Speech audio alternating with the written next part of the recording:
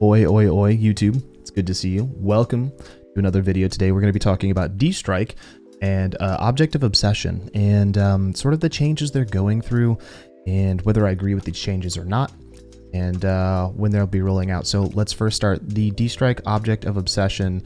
I will say D-Strike seems to be rolling out with the next full chapter. So when the next Killer and Survivor come out. So that is not on February 9th. That'll be sometime in March or April.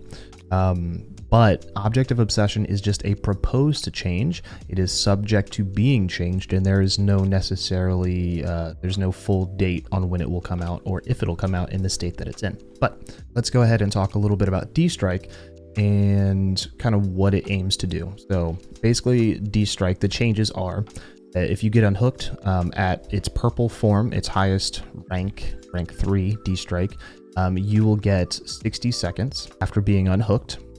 If you get picked up within those 60 seconds, obviously you can still hit the hard skill check and get dropped by the killer and run away. They'll be stunned for 5 seconds. Now, D-Strike will deactivate if you are unhooked and you heal yourself, work on a gen, do a dull totem, sabotage a hook, etc.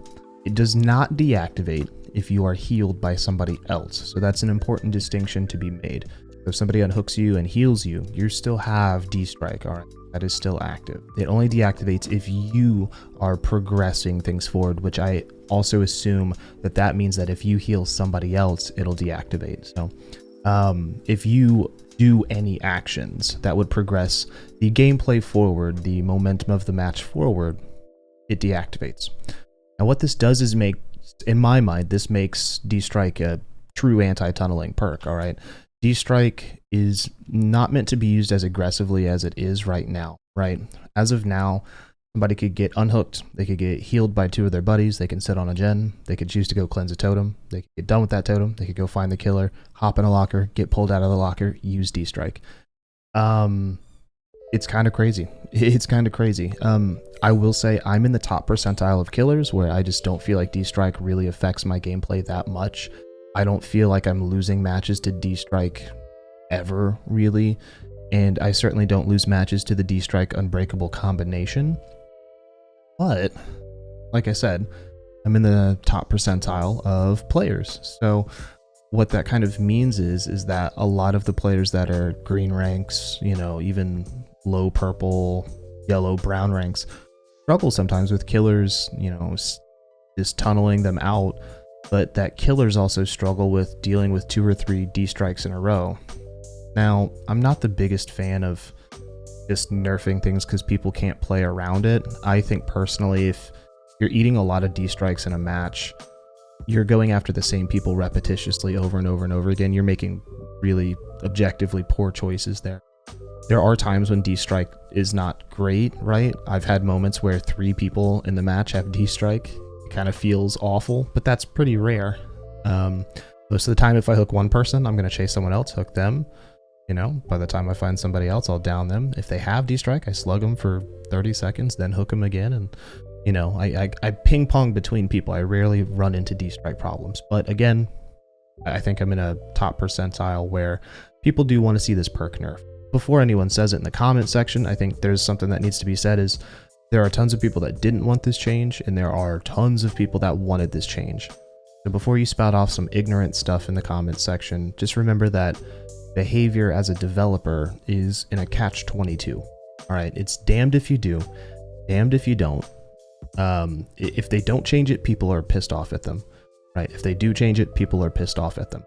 So try to be respectful and understanding of the situation there. And as developers, they're trying to keep the perk in, keep it effective. The timer's still long, but it does accommodate killers a little bit more.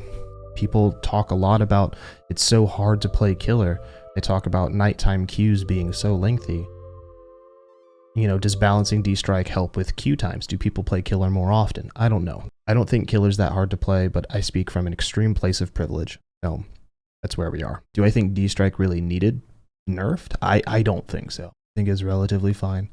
Am I glad that it's nerfed? I mean, anything that could help the balance and the health of the game and the health of the community is great.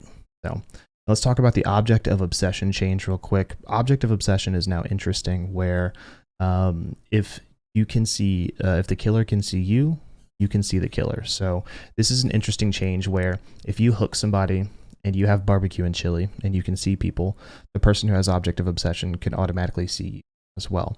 So it's like anytime the killer uses an aura reading perk, Nemesis, I'm all ears, etc., the survivor can now see the killer as well. That's a very interesting change and gives people a little bit of an insight to spy on what the killer has in their arsenal. You're healing and suddenly you can see the killer. Maybe they have nurse's call, it's very interesting. But it also means that every 40, 35, and 30 seconds, survivors can also see the killer and vice versa. So instead of object of obsession being constant, there's a 30-second lapse in time between each activation of the perk. It takes away the directional, like you don't have to look at each other anymore, which is interesting. And it makes it a little bit more difficult on maps like Midwich for a survivor to constantly just run from you. Also, this makes stealth killers just a little bit more fun against object of obsession, so go Ghostface. It'll be a little bit interesting. So I don't think it guts object of obsession. I also don't think object of obsession is as big a deal as people make it. Anytime I see object of obsession in a match, I just take out everybody else and kill the object user last, or I catch them making fumbling mistakes, right, to try to help their teammates. So usually object of obsession, people that run object usually want aggro, or they want to feed their team a lot of info. So interesting changes to survivor perks.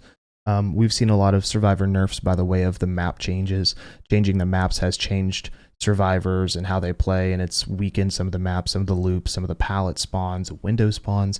And so to have these nerfs to major perks that survivors use is interesting. Right now, I think as a killer, the killer's job is pretty easy, but we'll see how it pans out. What do you guys think of the changes? Let us know down in the comments below. We will have a gameplay video up for you tomorrow where I go up against a object of obsession user with Blight on the Rotten Fields map, and we did really well. So it'll be interesting to see what happens. Thank you guys for being a part of this video today. Get some water, roll your shoulders, kind of unclench your jaw a little bit, maybe get some sunshine. It's rainy right here, right now. I'll see you guys in the video. Actually, I'll pray to the entity. See you guys in the next